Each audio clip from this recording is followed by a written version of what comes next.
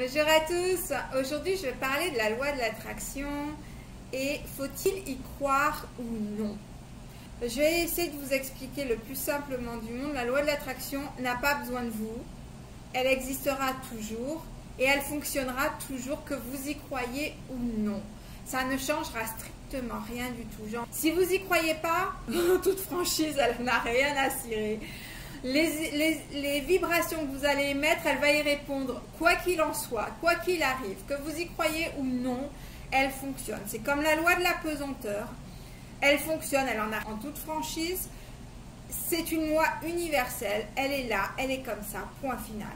La loi de l'attraction, comme beaucoup d'autres lois universelles dont je parlerai, j'espère, dans une de mes prochaines vidéos, j'ai une liste très très longue de choses dont je souhaite vous parler. Mais voilà, la loi de la cause à effet, par exemple, que vous croyez ou non que toutes vos actions ont un effet.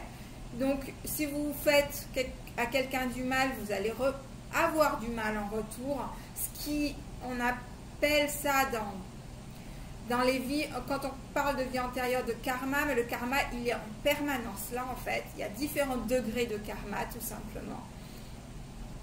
Voilà. Donc la loi de l'attraction, vous n'avez pas besoin d'y croire, elle fonctionne, point final.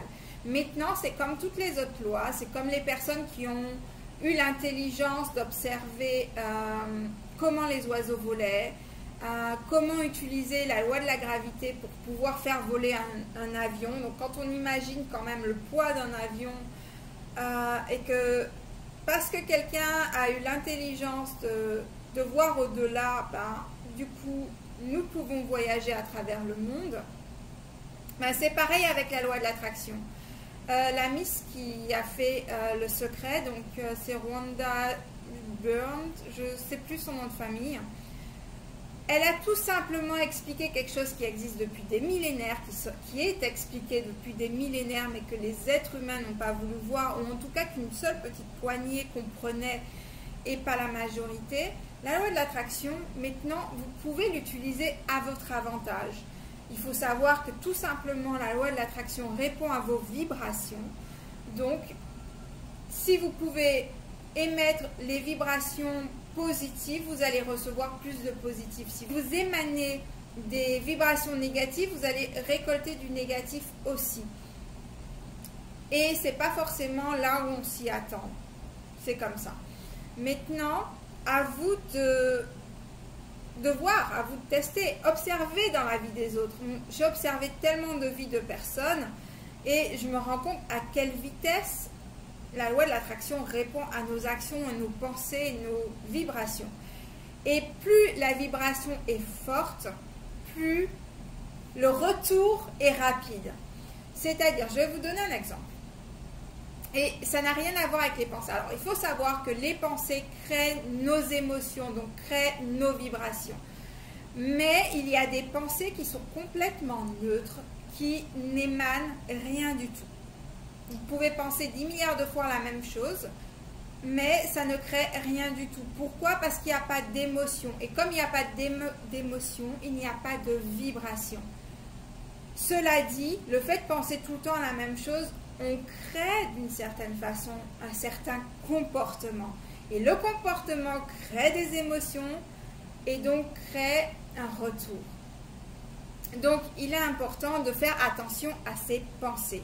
Maintenant, il ne faut pas faire une obsession de ses pensées non plus. Donc, je vous disais que j'allais vous donner un exemple de comment la loi de l'attraction agit. Donc, je vous donne un exemple, comme d'habitude, de ma propre vie. Donc j'habitais à Toulouse à l'époque, je venais d'arriver sur Toulouse et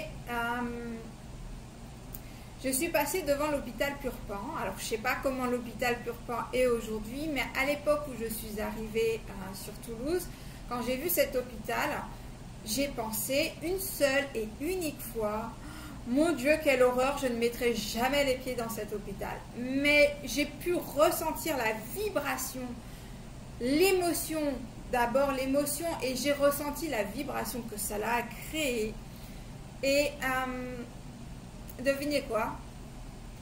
Une semaine plus tard, où je me retrouve, une semaine ou 2 semaines, je ne sais plus exactement, je m'en souviens plus exactement de combien de temps s'est écoulé entre le moment où j'ai eu cette émotion et le moment où je m'y suis retrouvée. Mais il ne s'est pas écoulé plus de 2 semaines, croyez-moi, et je m'y suis retrouvée là. Et ce qui est le plus marrant, c'est qu'au moment où j'ai eu l'accident de voiture,